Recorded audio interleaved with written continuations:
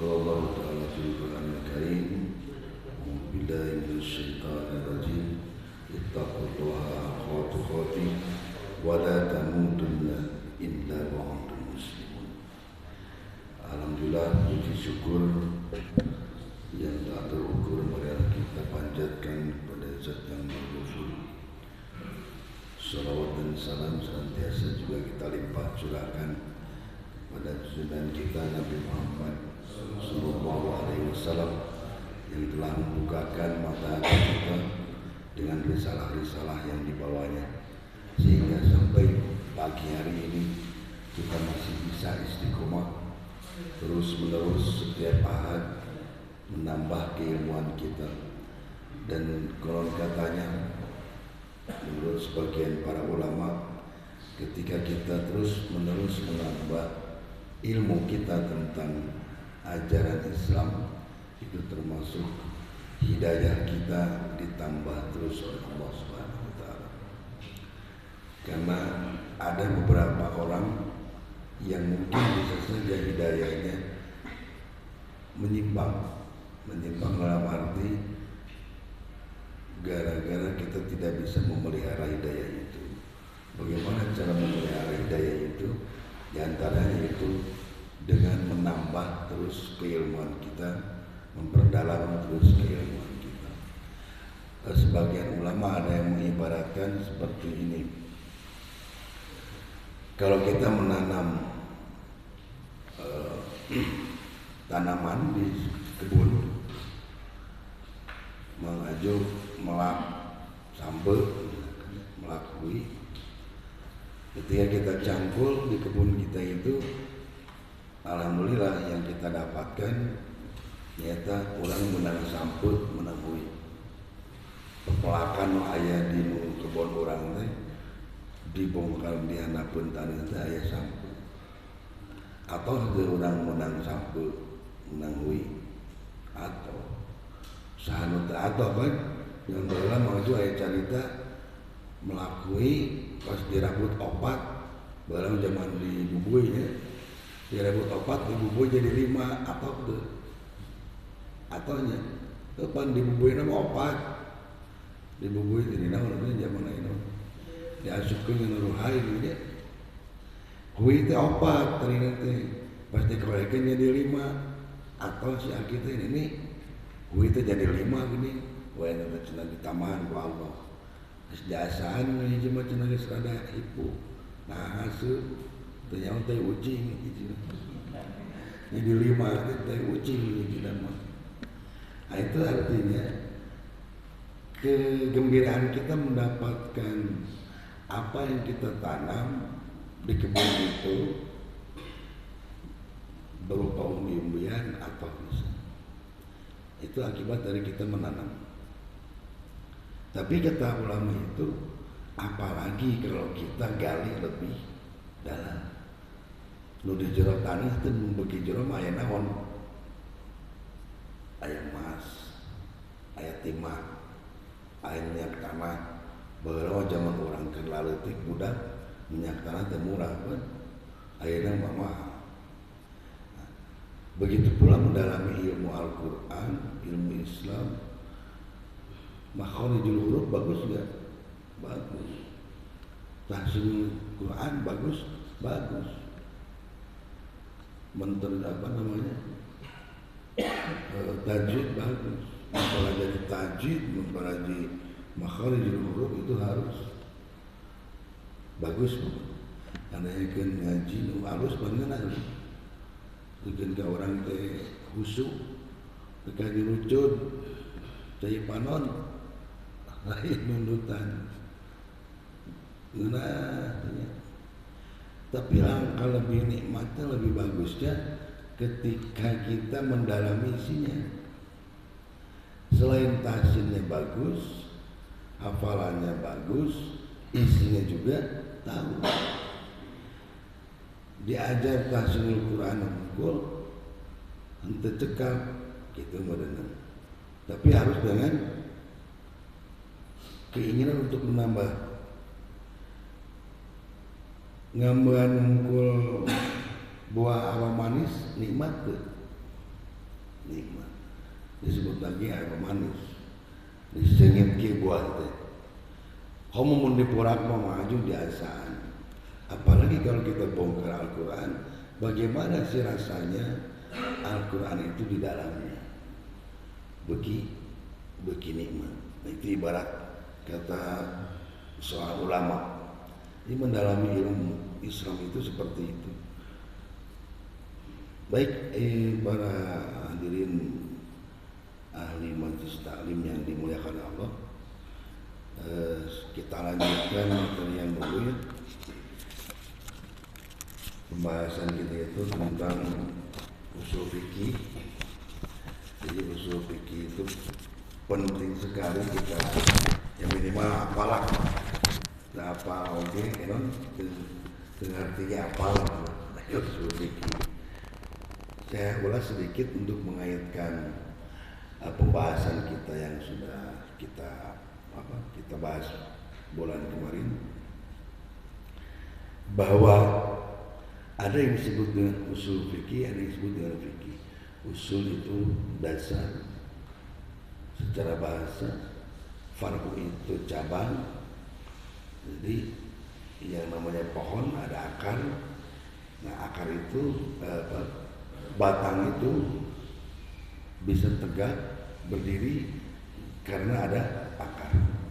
Akar itulah yang disebut usul, batang ke atas, cabang-cabangnya sampai gede tangkalnya disebutnya far'u, ranting. Nah, yang disebut usul fikih itu adalah secara istilah adalah dasar-dasar dalil hukum yang melandasi fikih. Nah, kita sudah bahas kemarin beberapa istilah yang ada dalam usul fikih. Nu kamari teh urang geus ngebahas soal syarat ya. Rukun itu apa, syarat itu apa. Nah, dalam usul fikih itu ada yang disebut pembahasan tentang jahl, jon, wahm, dan syak. Kita awali dengan ilmu dulu. Ari ilmu dan lawan ilmu. Apa itu ilmu? Pengetahuan. Ari ilmu pengetahuan. Tanya udah cok lihatnya. Padahal mah bahasa sapopoe dipakai. Apa itu pengetahuan? Apa itu ilmu? Sebagian ulama bisa kita baca dalam kitab-kitab klasik. Kitab klasiknya seperti tafsir Jalalain, tafsir Al-Marogi, tafsir Ibnu Katsir, tafsir Al-Manar. Itu tafsir-tafsir klasik disebutnya.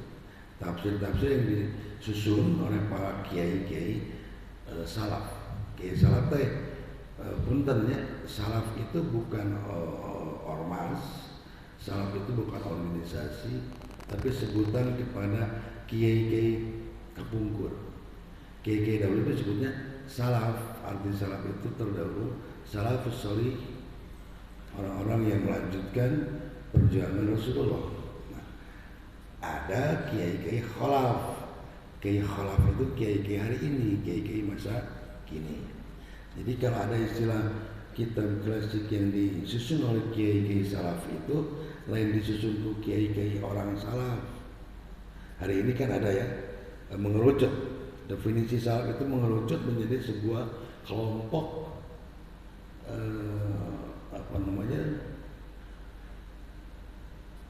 sebuah kelompok muslimin yang berkumpul mengkaji Islam juga.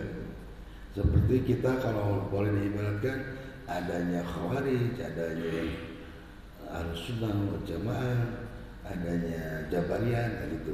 Hari ini salaf sudah jadi begitu. Padahal arti asalnya salaf itu bukan begitu. Salafiyun ya. Salafiyah kan dirinya yang begini. Bukan berarti itu orang-orang salaf. Orang-orang salaf yang berpemahaman salaf itu kan hari ini begitu. Jadi banyak mengerucut, banyak pergeseran makna. Nah di kitab-kitab salaf baheula, kitab-kitab kuning lah, cek santri mah kitab kuning.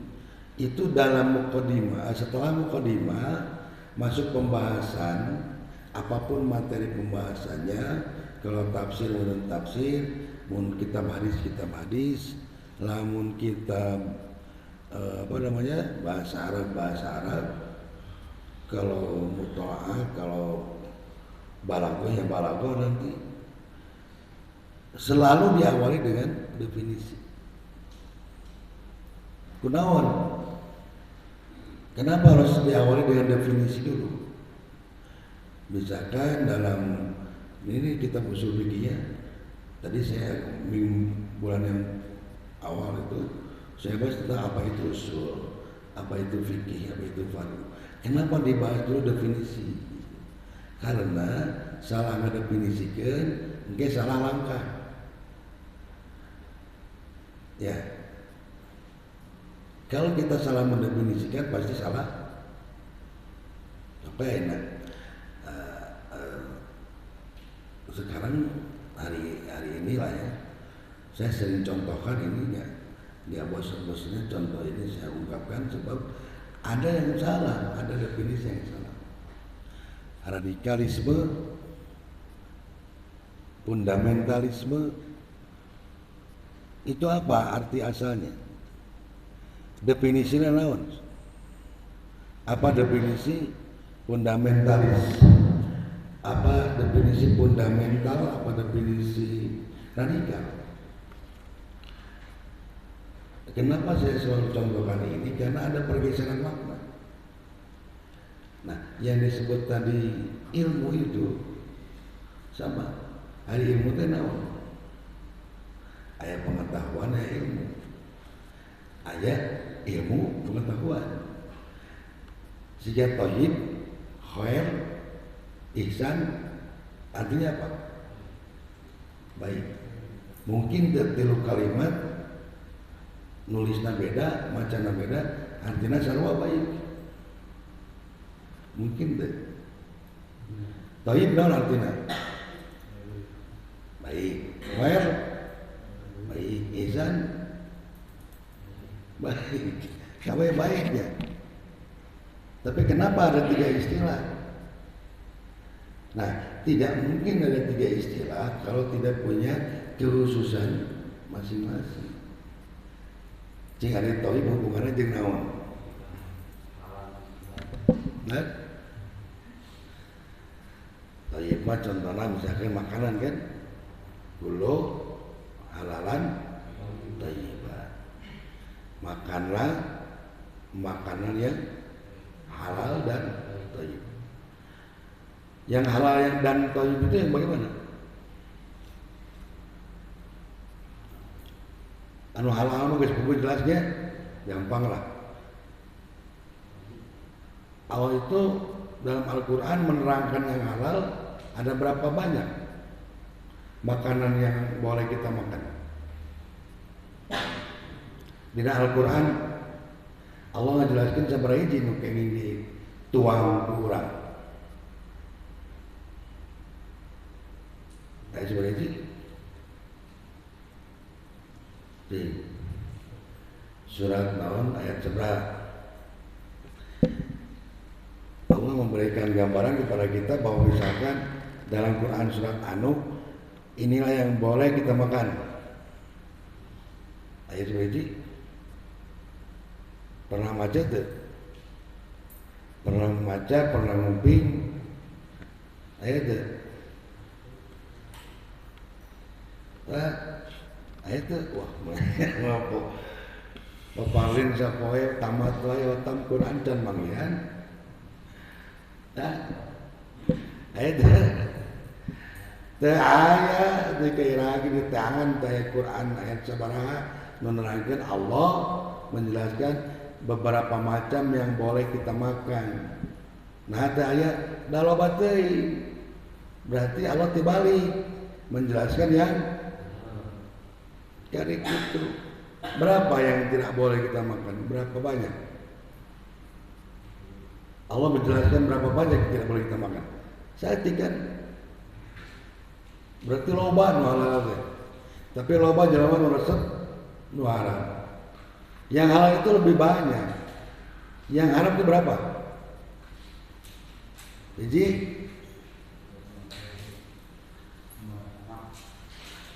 hurimat alaikumul maitata wadama walahma khinzir. Terus tilu tadi jadi dan sesuatu yang disembelih tanpa menyebut nama Allah. Opat nu dilarang ku Allah teh hese jelema milih nu halal ukur opat. Baheula mah zaman sim kuring diletik sami berenang teh. Ayeuna sok dagang marusnya. Ari marus teh naon? Getih urut dipencit amonnya dibekukeun. Pan jiga ati. Menang teu di dahar. Menang dibeli. Teu meunang zaman baheula keur zaman susah nya. Teu nyaho dibaleuli we. Padahal mah haram. Kita haram memakan darah yang dibekukan. Keur budak teu apa lah urang teh. Teu naon teu apa. Namun geus meunang ilmuna.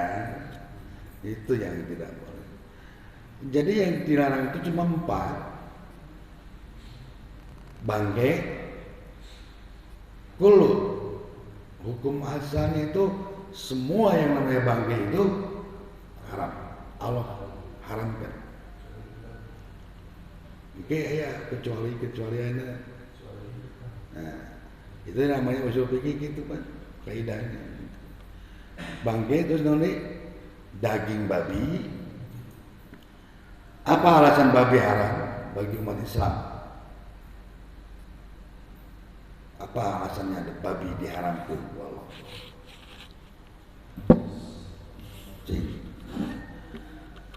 Kunaon babi haram? Eta cenah aya cacing pitaan. Wah geus teu usum betul alasan cacing pita mah daerah mah aya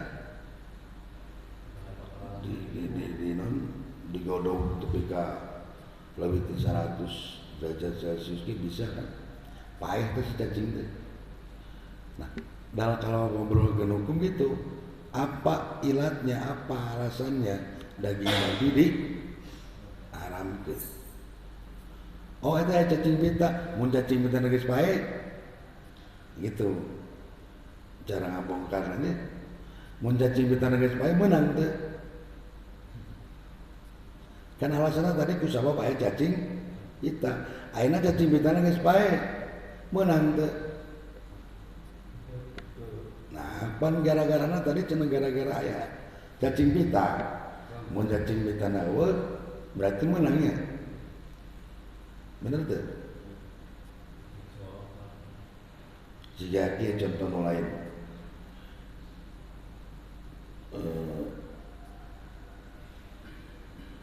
tidak boleh seseorang merokok di pom bensin, dilarang merokok pom bensin. Kunaon? Bauran. Lamun pom bensin keur tutup menang teu? Menang tuh,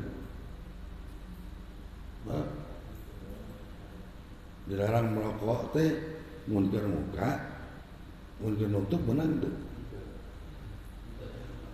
Nah. Jadi lain ku sabab tutup jeung ditutup, lain ku sabab aya cacing pita jeung lain jeung eueuh cacing pita, haramna babi teh nya. Tapi ku sabab naon? Itu geus aya parentana kan. Geus boga aya parentana rek paeh cacing pitana rek henteu diharam eta. Jadi kadang orang suka nganeang-neang nu eueuh alasanna teh. Siga Homer. Kunaon berarti haram kan? Bangke hiji daging, bangke, yang kedua pengalaman hiji. Terus, ketilu, mana tadi teh? Anjing haram kan? Anjing haram. Haram naon mah? Menang deh. Cek ngosok, cenah eta daging anjing ngeunah pisan. Daging anjing jeung daging babi asupkeun kana karung ditenggelan heula kakara dipeuceuk ngeunah cek nu geus nu ngeunah teh naon tadeg getih hubungan cek Sunda mah daging darah yang membeku sampai ditenggelan eta marus teh balik deui. Jadi ilmu itu apa? Ilmu itu sesuatu pengetahuan yang kita dapatkan dari sumbernya. Bedana pengetahuan dengan ilmu naon? Kalau pengetahuan itu seperti begini,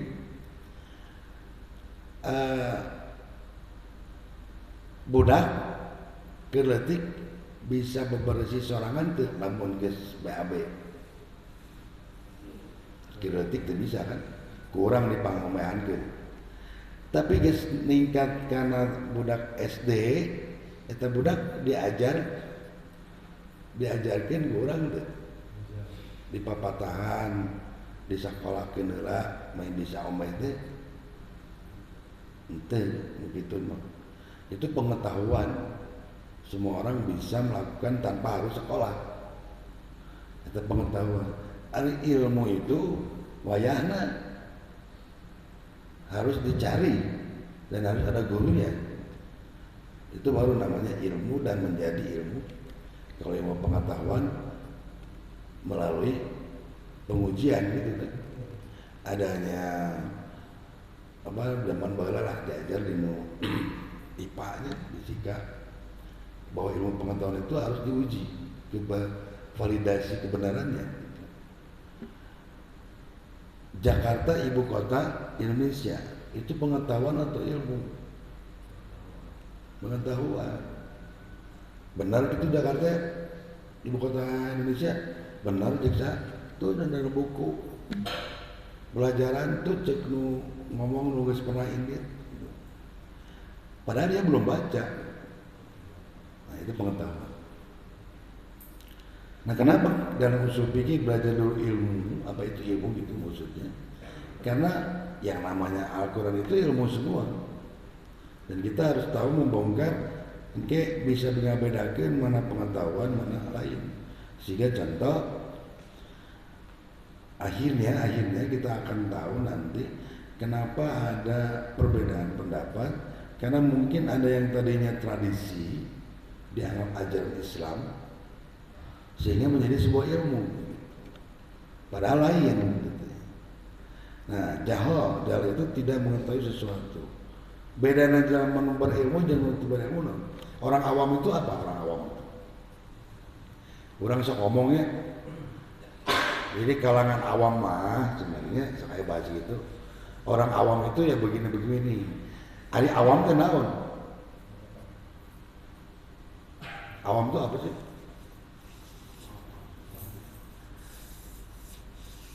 Orang masuk babari nih ya kebaturnya, saya tambah awam sebetulnya naon gitu.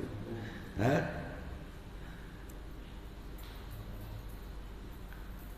Kalau orang ahli komputer, taruhlah ada seorang ahli komputer didatangi 2 orang laki-laki yang mau membeli komputer, mana ada konsultasi. Orang pertama berkata sama ahli komputer atau bertanya, "Bang, tolong pilihin komputer yang paling mahal dong, biar main game saya kenceng nih." Orang kedua, "Bang, tolong cariin komputer dong, biar main game saya kenceng, speknya yang bagaimana?" Jadi kira-kira pertanyaan anu awam mana? nu kahiji nu kadua. Padahal dua anak yang komputer.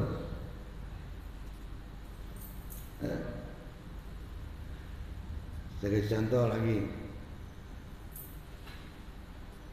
Kali dia, dua orang awam tentang komputer bertanya kepada ahli komputer. Dua anak tukang main game. Yang pertama dia ngomong, "Bang, cariin komputer yang termahal dong, biar main game saya kenceng." Yang kedua, "Bang, cariin komputer dong, biar main game saya kenceng, spek komputernya yang bagaimana?" Nah, kira-kira yang awam yang mana? Yang pertama. Yang kedua, padahal dua anak tidak ngerti komputer. Nah, itu menurut pengertian umum orang awam itu begitu. Kalau dalam bahasa usul fikih, al-jahal teh jelema teu nyahoana naon. Tapi ada yang pakai logika berpikir, ada yang tidak. Yang pertama itu awam sekali, karena tidak bisa dikatakan bagus komputer itu jika harganya mahal. Emang yang mahal itu menjamin bagus? Nah, tidak kan? Tapi yang kedua itu lebih bagus pertanyaannya. Spesifikasi yang kayak bagaimana? Main-main game halus. Speknya yang ditanya kan? Padahal dua-duanya lagi boloho, jahil. Orang beragama sama, ada yang begitu? Ada. Ari hayang ka surga kudu ngalakukeun naon wae. Sing loba salat we. Sabarokat saloba-lobana we. Betul?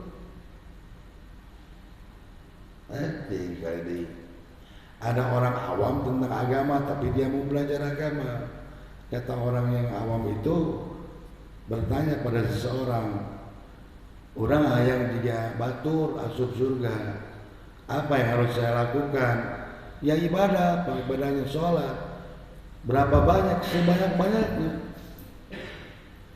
Betul tidak?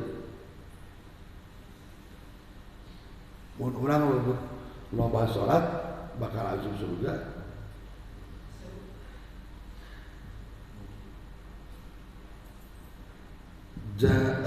Ibadah yang diterima oleh Allah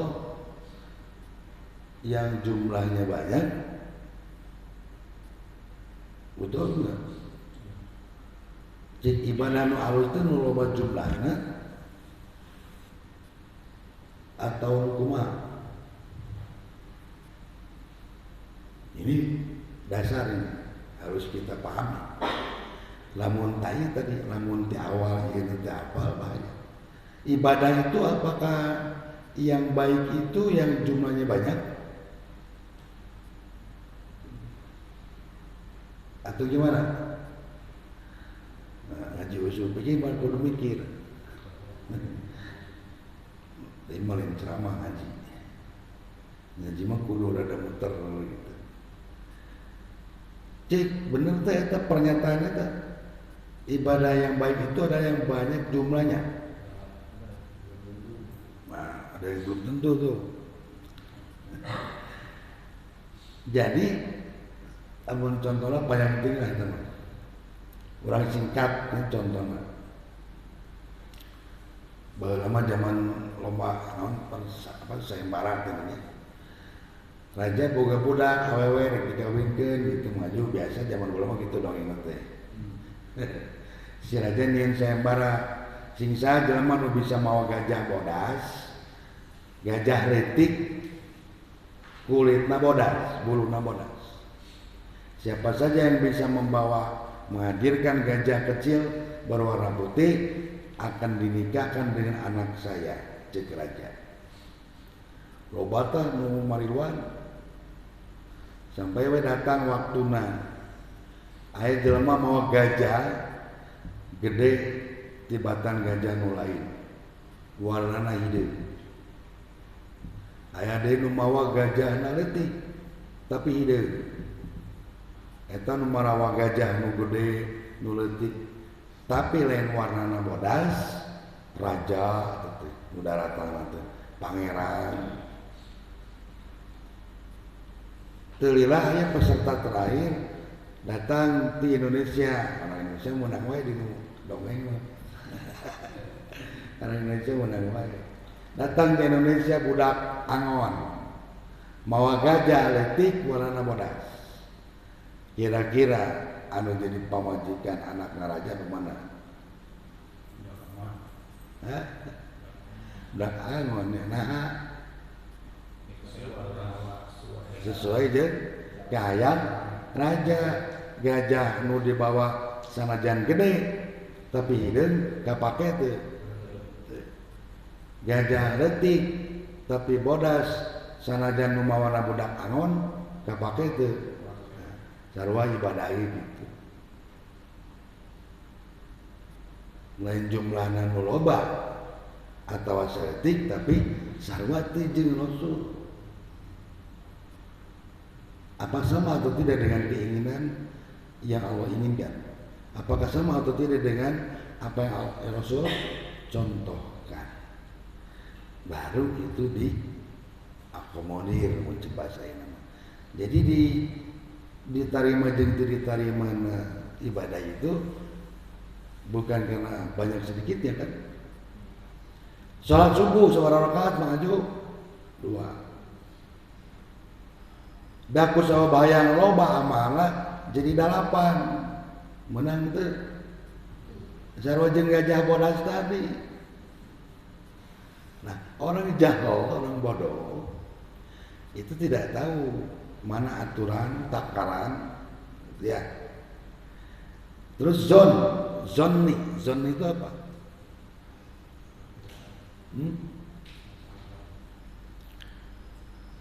Zonni itu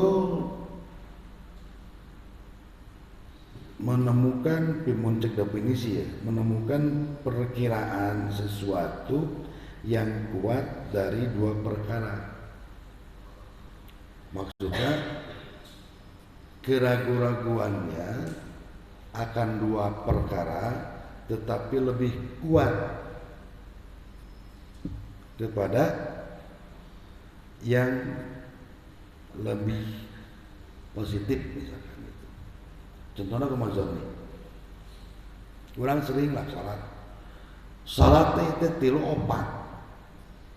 rakaat 4 rakaatnya poho deui da bari ngalamun. Salatna lain salat Isya. Salat lohor, salat asar mah teu ditarikeun, jadi poho deui. Ieu teh 4 tilunya tadi aduh poho we. Geus tahiyat awal acan tadinya poho. Nah, zonni ini itu kemana? Kecenderungannya perkiraannya lebih berat ketiga atau keempat? Kira-kira mending mana nu dipilih? Nu salamat tilu bari leuwih bae daripada kurang ya. Itu zonni. Lebih ke yang positif, lebih selamat. Ada lagi wahm. Sama kecenderungannya tapi kepada yang lebih lemah. Contohnya contoh. Ada satu lagi syak. Syak itu sama kuatnya. Contoh itu teh Bang Aju lain nu nangtung gitu. Maju jeung nama kopeana mah. Papan peuting teu kacini teh hideung sareng wah kabeh. Dina dadegana mah Mang Aju nu tongong nama. Mun bareng mun ningali itu masuk itu di tukang dina dadegan mah tongongna jiga Mang Aju. Ah da cicing keur cicing sarua nu tongong itu teu loba. Pas leumpang toh lain ah. Itu lebih kemana? Ke waham. Dia lebih yakin bahwa itu bukan Mang Aju. Dia yakin bahwa saya itu bukan 4 rakaat, 3. Berarti karena zonni belum 4 lah. Lamun 4 tasawuf akhir berarti kan dia. Nah kalau syak itu 2 anak kuat. Contohnya naon contohnya? Contohnya tuh kuat. Dua-duanya kuat.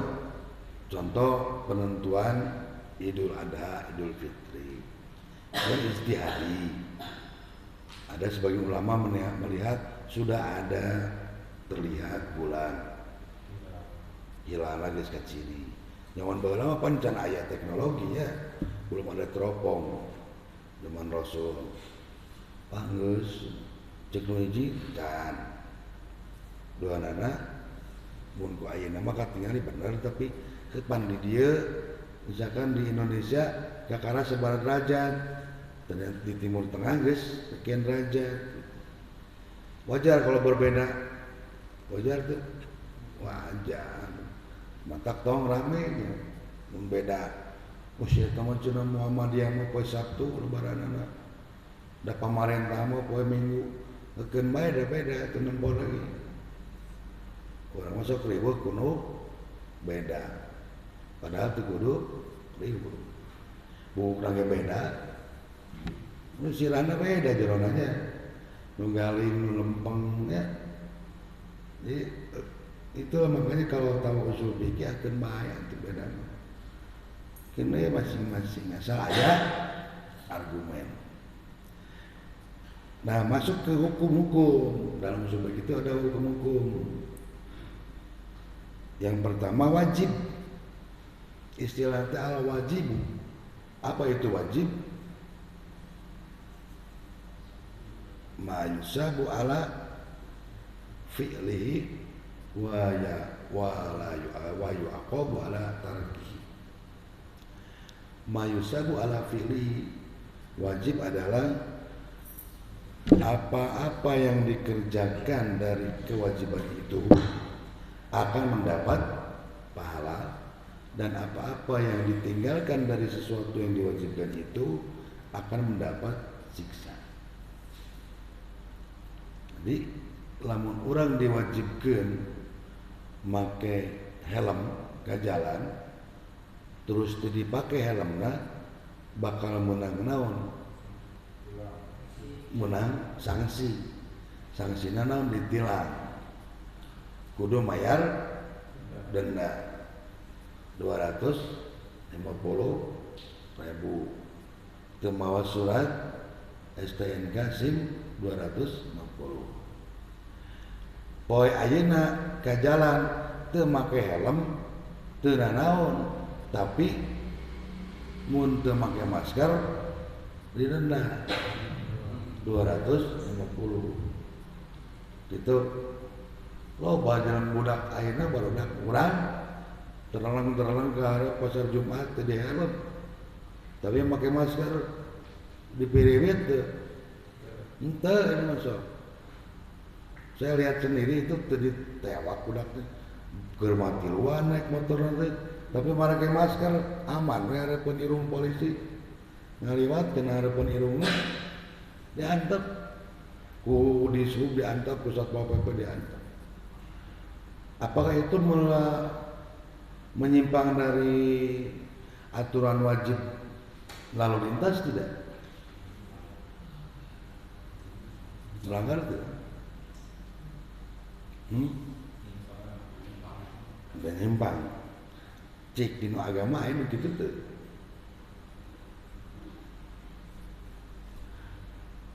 Hukumna asalna wajib make helm. Ayeuna teu make helm teu naon. Tapi lamun make masker ditewak.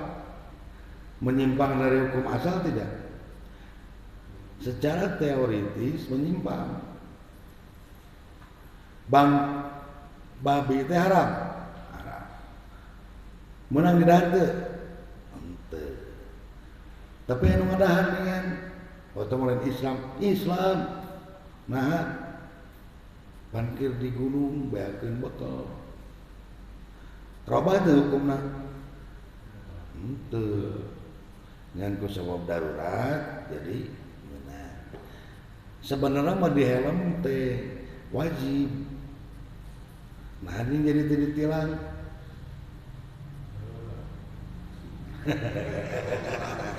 Dasupnya, dasup hukum jalan mamanya. Nah hukum jalan mati itu pancen. Lamun mah pancek rek di helm, rek di masker, mun teu di helm anger salah. Da hukum asal berlalu lintas mah lain kudu make masker, kudu make helm. Helm teu dicetrekeun ge pancenna ditilang lain. Ayeuna teu dipake helm maju. Mun teu di masker ditilang. Ieu teu pancek berarti di hukum. Eta bedana hukum jelema jeung hukum Allah. Yang kedua mandub teh naon? Apa-apa yang dikerjakan dapat pahala, tidak dikerjakan tidak mendapat siksa. Sunat mandub teh. Tahiyatul masjid, salat sunat, salat wajib. Sunat. Syukril wudu sunat. Salat rawatib sunat. Mun teu dilaksanakeun disiksa teu? Teu. Boleh. Jadi lamun ayeuna urang hoyong nambihan ibadah jadi pahala, nah eta perbanyak salat sunat, ulang harobah nu wajib. Jika tadi jumlahna subuh 2 jadi 8, salah. Da eta mah geus puguh. Qat'i, hukumna hukum qat'i. Terus haram teh naon? Apa-apa yang dikerjakan mendapat siksa, tidak dikerjakan mendapat pahala. Makruh non? Jadi makruh non bedana jeung haram. Ieu sok rada jadi definisinya sok jadi sarua itu. Makruh itu apa? Apa-apa yang dikerjakan tidak akan mendapat pahala, dikerjakan naon?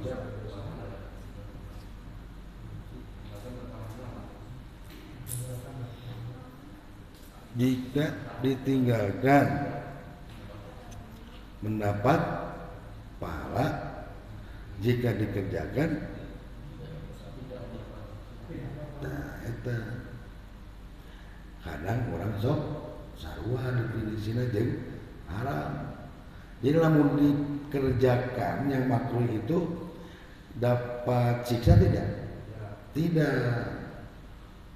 Lamun ditinggalkan justru menang pahala. Makruh mah contoh ngadahar jengkol jeung peuteuy jeung ngarokok, iya itu makruh. Ngadahar jengkol aya menang pahala teu maju? Teu. Peuteuy ngeunah we hungkungan bau ka batur, ngarokok sarua nganaseup ka batur gitu. Menang siksa teu? Tapi kadang sekarang ada makruh rasa haram. Komo lamun kanu tukang udud itu rokok haram, panis puguh makruh, baru diharamkan. Definisi makruh nate naon? Haram definisi nate. Kenapa? Ada dua istilah makruh dan haram kalau sama. Nanti tadi geges gitu, toyib, khoer, nanti itu isan, sarua artinya teh baik, cek bahasa Indonesia mah. Tapi tidak bisa, ada 3 istilah berarti ada 3. Benar arti dasarnya mah baik, tapi baiknya kumaha. Terus terakhir, mubah itu apa? Orang Sunda namanya sakai bahasa. Hari juan jeung dahareun teh ulah loba teuing bisi mubah. Aya istilah kitu. Naon mubah teh?